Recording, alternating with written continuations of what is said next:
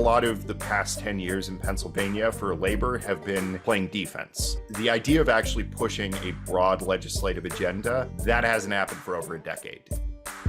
Which side are you on? Which side are you on? Here to contrast the abject failure of Democrats in Alabama, we've got Connor Lewis on the Zoom. He's president of the Seven Mountains Central Labor Council in Pennsylvania, and he's going to talk to us about the election over yonder. Connor, thanks for taking the time to talk to us today. I appreciate it. Absolutely. I'm always happy to be here. How's it going, guys? Oh, well, you know, I don't... Oh, it's better now that you're here, Connor. Better now that you're here. That's for sure. Yeah, we're going to be able to share some good news, I think. Lift people's spirits a bit after the struggle session we've been having this morning.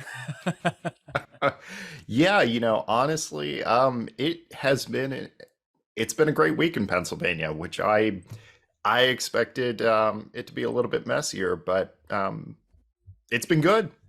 Yeah, and that's our understanding. And so for us, we are interested in, we want to dig into the why and the how the election turned out the way that it did. We want to dig into Labor's role in it, which I understand was pivotal. But first, I guess, like, just tell us descriptively what happened in Pennsylvania last week. Well, I'm trying to figure out where to start.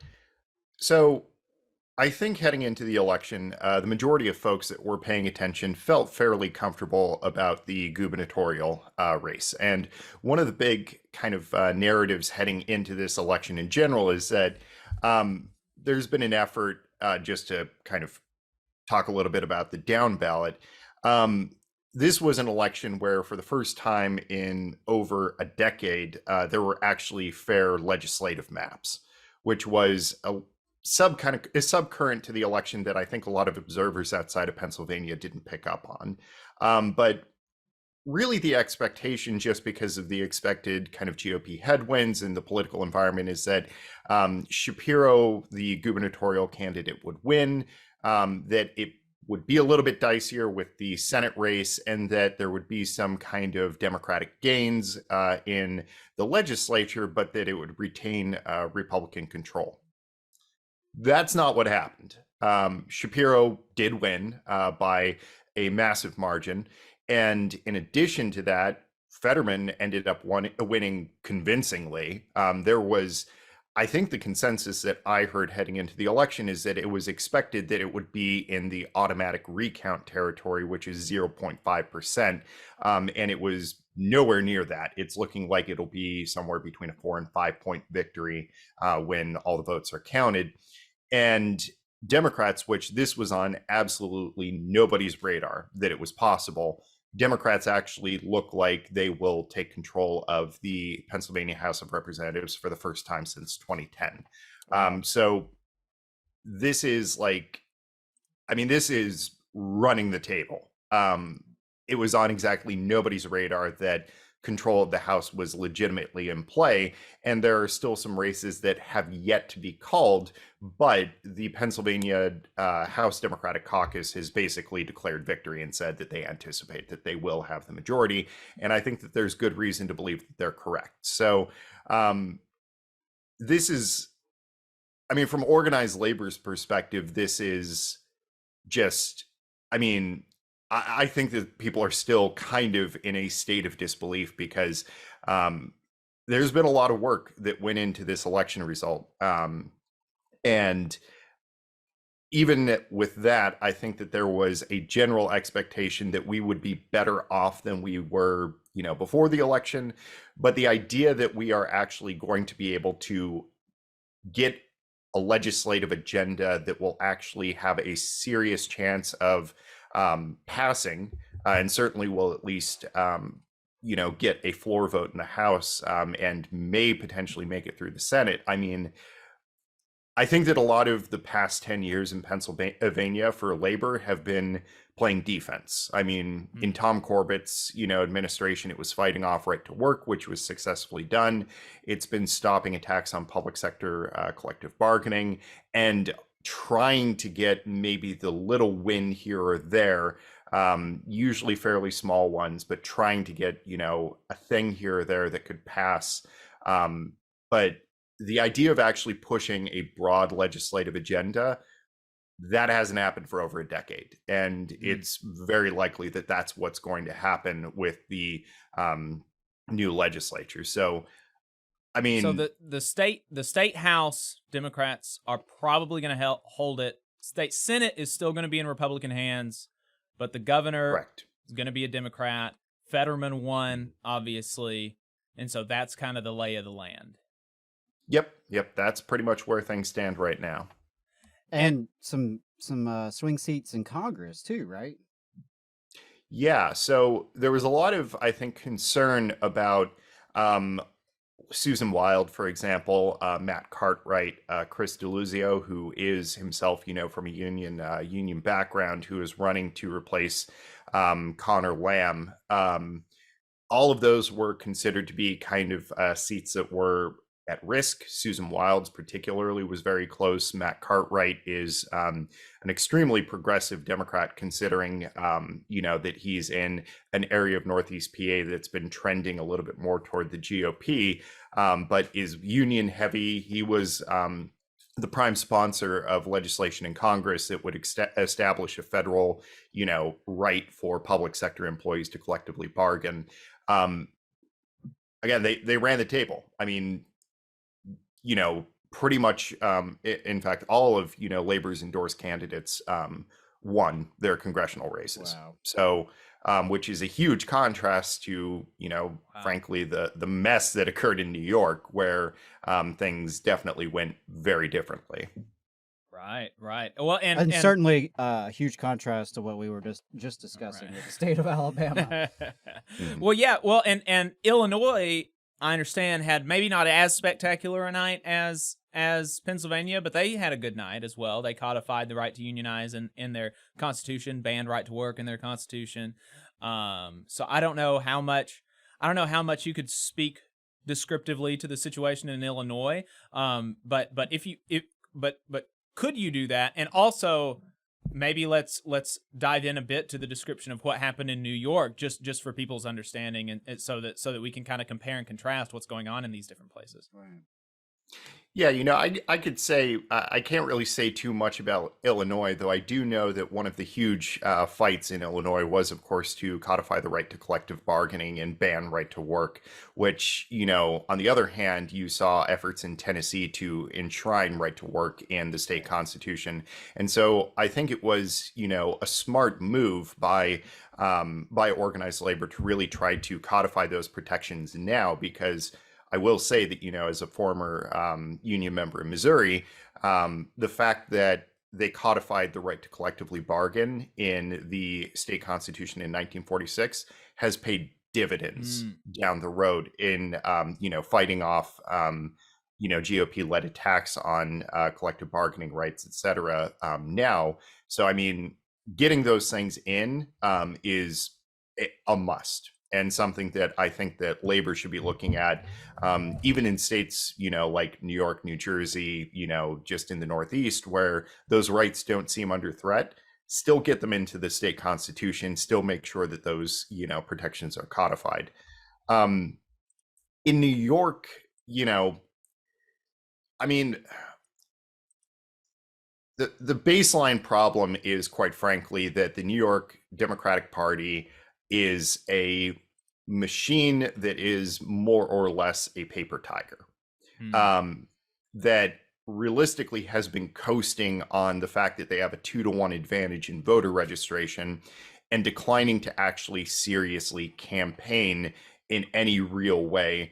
And particularly, I think one of the biggest flaws in New York politics is that in statewide elections and just in general, they've coasted on their strength downstate in, the 5 boroughs in the lower Hudson Valley, and really ignored upstate. And so I think that has really been a big part of a lot of the election results that they saw, where it was closer than average. And a lot of it is that really the New York Democratic Party has really neglected trying to have a presence in every single county of New York, because the assumption is that we can basically just win on, downstate votes, on doing, decently well in Erie County where Buffalo is, doing decently well in Rochester, doing decently well in Albany. We don't have to worry that much about actually having a presence statewide. And of course, they, in addition to just not really campaigning, just catastrophically messed up redistricting, which gave them a tougher, road to victory to start with. And given that, the fact that they messed up redistricting, it's really difficult to understand why they sat back on their heels so much in campaigning, and why, Kathy Hochul, really didn't do all that much until the late stages of the campaign, where it looked like Zeldin was actually going to make a run for it. It's hard to really understand why the New York Democratic Party just embraces that level of complacency until you consider that they still have, even though they did nothing, they still have a trifecta. Right. And the people that are going to pay for it are the rest of the American people, who are, that probably will decide if Republicans take control of Congress. It's going to be because the New York Democratic Party messed up redistricting, right, and didn't campaign. And there's no nice way to put it. They That's probably sad. cost control of Congress. Yeah, and the leaving upstate alone and just allowing Republicans to dominate upstate, I think, is a really big contrast to what happened in Pennsylvania, where you showed a map of the state that showed the arrows were not scaled, so I'm not sure exactly what they were, but it looked like it showed on this state large swings towards Democrats across the whole state, and even larger swings in the more rural parts of the state outside of Pittsburgh and Philadelphia. And so it wasn't just you increased turnout in Pittsburgh and Pennsylvania, Pittsburgh and Philadelphia. Democrats swung the whole state. In rural county, everywhere. And that's a huge contrast from like you said, from Democrats in New York just allowing Republicans to have the upper part of the state. Yeah, it's one benefit, I guess, of Pennsylvania is because, Philadelphia, of course, is huge, but our political geography is a little bit different in that you don't have quite the same, just massive concentration in, like in the 5 boroughs, where it can kind of lead you to maybe neglect the rest of the state. Because, of course, Philadelphia is an epicenter of politics. And quite frankly, even within Pennsylvania, sometimes the rest of the state is a little bit neglected, in favor of Philadelphia. But that's not what happened this cycle. And I'd contrast it, for example, to 2016, where the Clinton campaign strategy was basically to campaign in Philadelphia, campaign in Bucks, Montgomery, and Delaware counties, which are the 3 suburban counties and exurban counties that surround Philadelphia, and then to campaign in Allegheny County and Pittsburgh and the Pittsburgh suburbs, and basically have no presence in the rest of the state. That was not at all what happened in this election. There was a ground game, both from organized labor and I think especially from the Fetterman campaign, in every county in the state. And even Josh Shapiro, who I think took a little bit more of a traditional kind of approach to his campaign, was doing rallies just the week before the election in Blair County, which voted for Trump 75%. And you have the top of the ticket campaigning there a week out from the election. And I think that these are the kinds of things that produce that huge swing. And the interesting part about this election is that this election, unusually for Pennsylvania, is almost about everywhere but Philadelphia. turnout was actually significantly down in Philadelphia. It looks like it was about 42%, which compared to about 50, I think 52% in 2018 in those midterms. There were actually more votes cast in Allegheny County than in Philadelphia, even though there are significantly more registered voters in Philadelphia. And the fact that so many of those votes in Allegheny County and the surrounding counties, Fayette County, going down into southwestern Pennsylvania, Washington County, the reason that so many of those votes broke for Democrats, John Fetterman and Josh Shapiro, is because of labor's ground game. And particularly, a lot of credit has to be given to the Allegheny Fayette Labor Council and my union brother, Darren Kelly, the president of that Labor Council, which has been just, campaigning relentlessly in Western PA to talk to union members about this election. And it's weird, because it's almost as though the story of this election is everywhere outside of Philadelphia, which is not usually how things play out in Pennsylvania. Yeah, and that is, that is pretty interesting. And so what was so there was both a persuasion game happening within the labor movement to get union members to vote for Democrats, and there was also a utilization of union members to get other people out to vote, or to get other union members out to vote. Union members knocked on a lot of doors. I think Unite Here was very active in Pennsylvania in getting out the vote, as they were in Georgia, as they were in Nevada, right, with Culinary 226. And so what was the message from Democrats on the ballot that convinced labor to really go to the mat? Do you think that was good that labor really went to the mat? What was the message? Should they have gone to the mat so hard? So tell us that. So I think that a lot of the motivation in the gubernatorial race was really that Doug Mastriano was simply so extreme and was going to absolutely destroy the movement. He was going to sign right to work. He was going to attack public sector collective bargaining, that there was no option other than to, go to the mats and ensure that he got nowhere near the governor's mansion, and to ensure that we had a Democrat in office. And I will say that, one thing that I think really resonated with labor, particularly in the building trades department, with Josh Shapiro, who as AG really, has a little bit less to do with, there's not exactly as much of a labor record, though I will give him credit in that he tried to use the AG's office to protect workers as best he could. And one of the big things was just about, I think, a year ago, they reached the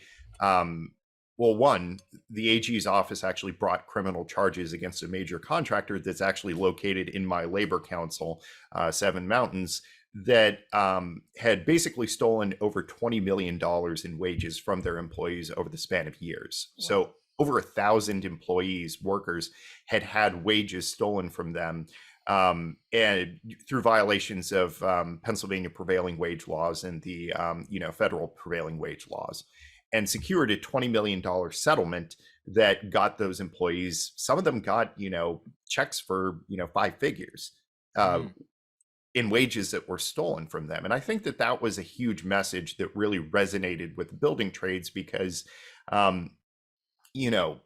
very few people are out there other than organized labor holding contractors accountable, and prevailing wage violations and worksite safety are huge issues. And so I think that was a big one. I think that for Fetterman, there was a lot of enthusiasm, because it wasn't just a question of keeping Oz out. it was a question of electing a person that put unions and put organized labor front and center in his entire campaign. And you rarely see candidates put organized labor as central to their campaign as John Fetterman did. And it wasn't just in rhetoric. He was showing up and has, as lieutenant governor, consistently shown up on picket lines. He has done what he can do to support workers, even before he declared that he was going to be running for the US Senate seat. And so I think that there was a lot, and I even saw it, just a small thing, like I had leftover, union members for Shapiro yard signs. I got rid of all of my Fetterman ones. Like those ones were going out quickly.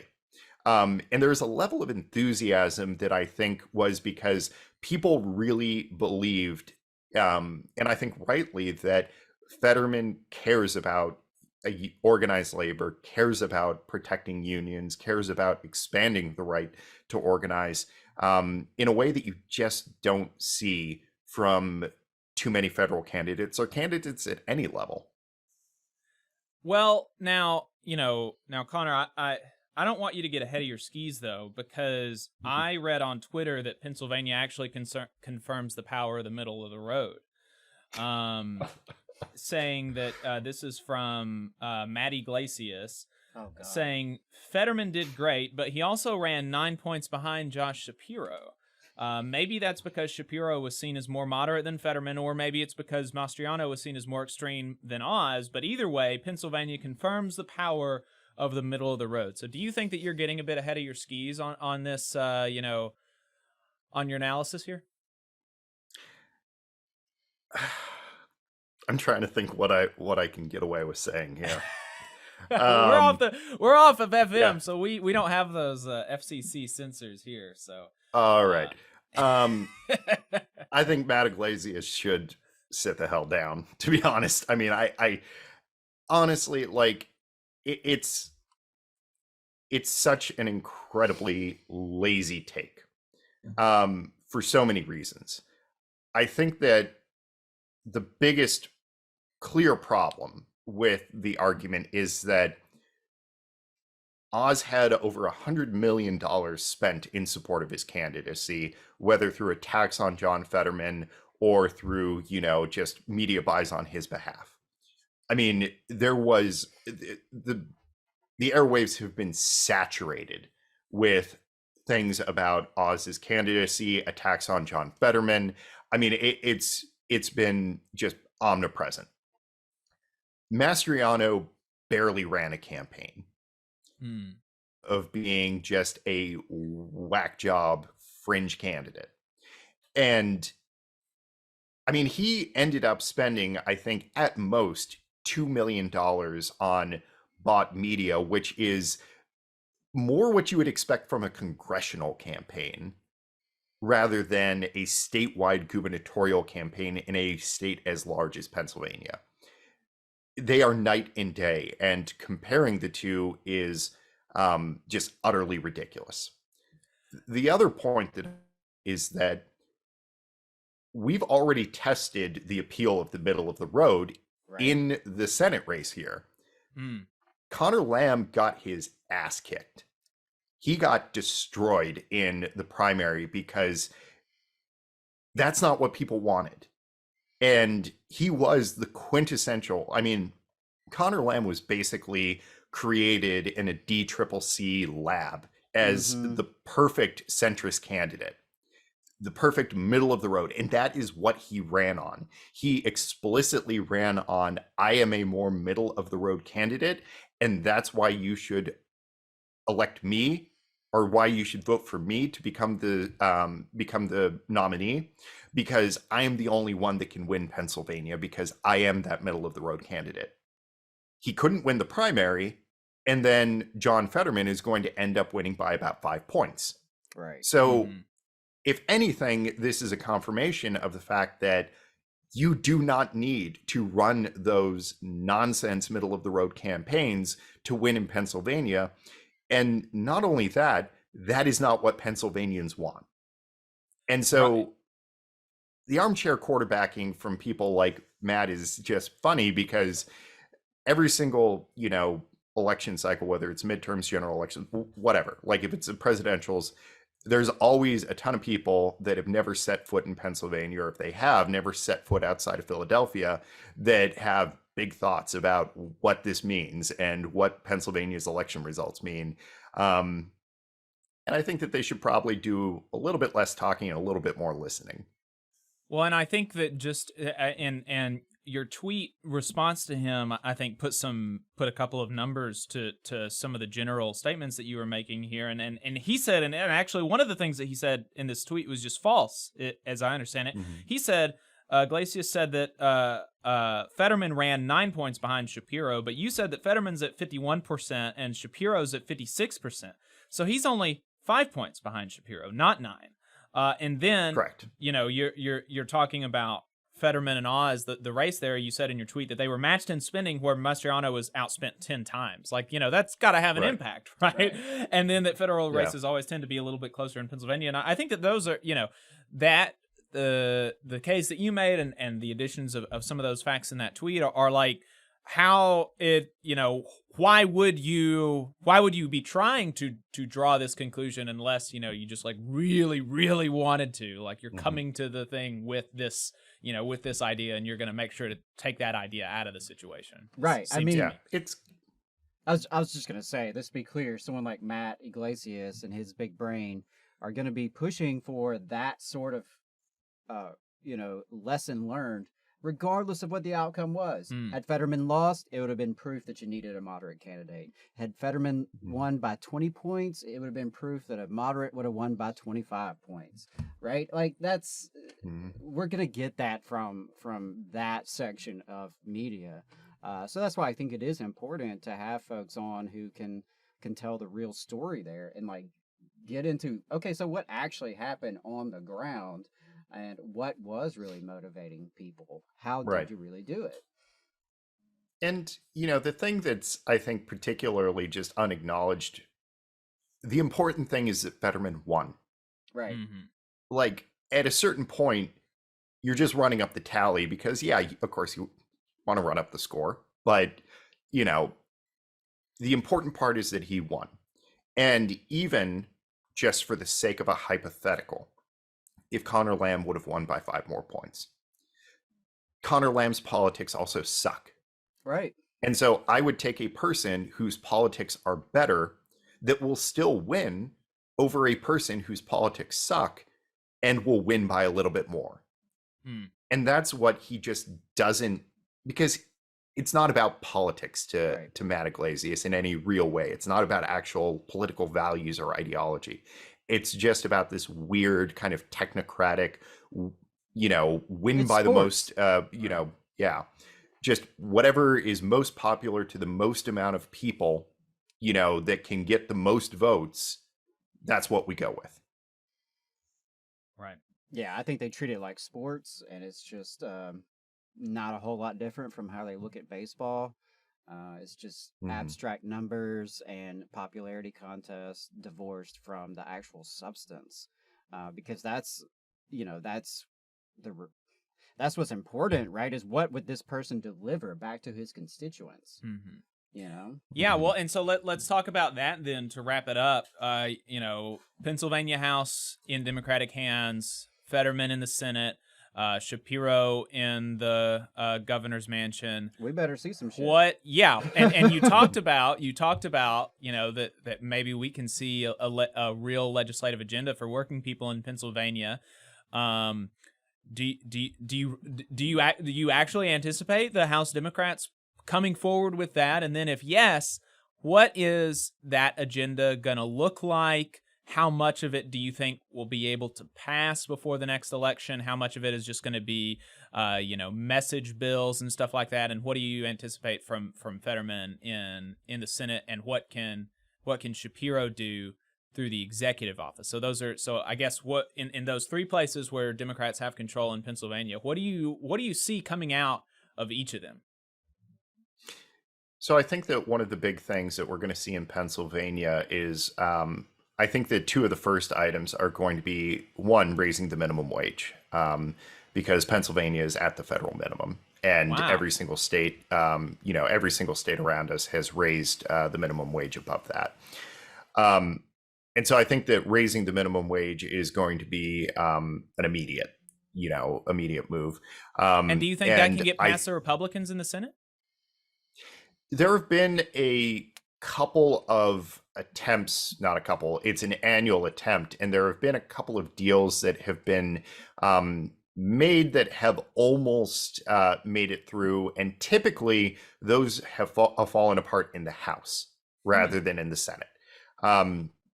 Democrats, while not taking control of the Senate, did narrow the margins. And so there's a potential path, I think, for some deal to be made on the minimum wage that could potentially make it through the legislature. And I anticipate that that's going to be one of the central focuses, is raising the minimum wage. And I do think that that is likely in some form to happen, whether it's I would be a little bit more cautious about raising it to $15, but I think that, there's a serious possibility of a phased increase to $15. And certainly I think that there will be an increase over where it is now. I think that the other big thing that will be a fairly immediate priority is creating a OSHA state plan for Pennsylvania, because public sector, there's been a long conversation over years, and this has been a priority for the state federation here, is actually ensuring that there are OSHA protections for employees in the public sector, because that Pennsylvania is one of the states that does not have that. And there's been a big push for it, and I think that that's something that I would anticipate being a fairly immediate discussion. And in fact, there's already been some discussions that actually, even prior to the election, some House Republicans were on board with actually looking at expanding OSHA protections to the public sector, because there's a handful of House Republicans. I don't want to give them too much credit, but there are a handful of House Republicans that are reasonable on union issues, which is, there's still kind of that a couple of leftovers of that old kind of labor wing of the Republican Party here, because Pennsylvania, the bill that established the right to collectively bargain in the public sector was passed by a Republican legislature and signed by a Republican governor. And that's more or less faded out of the Republican Party here, but there's still enough of them both in the House and the Senate that I think with Democratic control of the House and with a narrowed gap in the Senate, there's going to be some real progress made, and I think a lot of pressure on Senate Republicans to compromise. And I think that one of the things that I anticipate coming out of Shapiro is a much more aggressive budget proposal than has been the norm, I think, for the past couple of years. And Tom Wolf has made fairly aggressive proposals, of course, with the expectation that they're going to get scaled back when they hit the legislature. But I think that there's going to be a lot more pressure to deliver in budget discussions. And I think that a lot of underfunded agencies, for example, Department of Labor and Industry and the unemployment compensation system, I think that there's going to be some real possibility of discussion on how to potentially increase funding toward a lot of state agencies that interact with workers' rights and workers' protections that have really been, hard up for funding with Republican control of the legislature. And I also anticipate that, Shapiro will include in his budget proposal things like, a $15 minimum wage increase, things like that as well. So I think that one of the big question marks is with Shapiro becoming the governor, there will be an attorney general vacancy.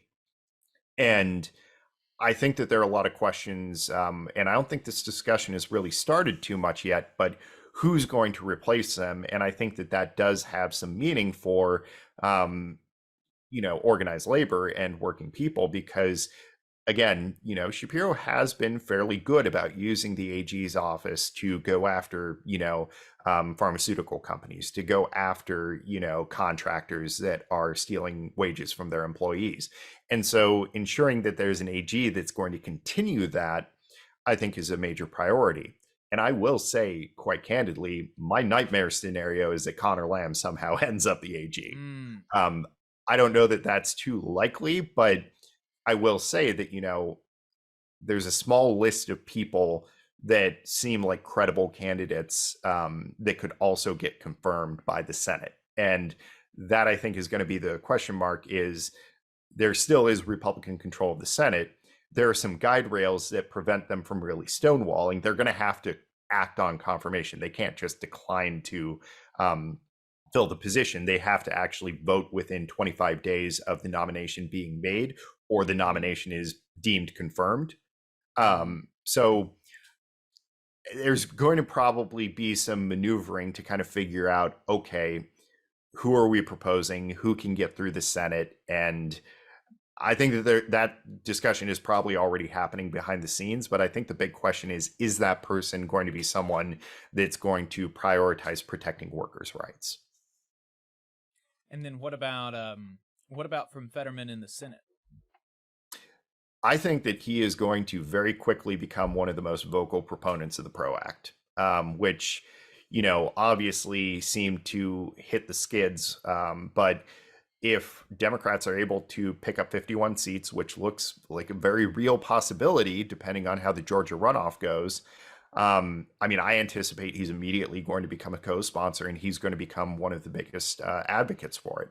And my real hope is that he is put on, I think it's Labor and Education. They have different names for the House and the Senate, but, the Labor and Education Committee, right. Because, I think that he would be an incredibly strong voice for workers if he is, assigned to that committee. So, and I feel fairly confident that he would have some interest in that committee. I have no inside knowledge, but just based on how central organized labor has been to his campaign, and I would be surprised if that wasn't something that his transition team is looking at.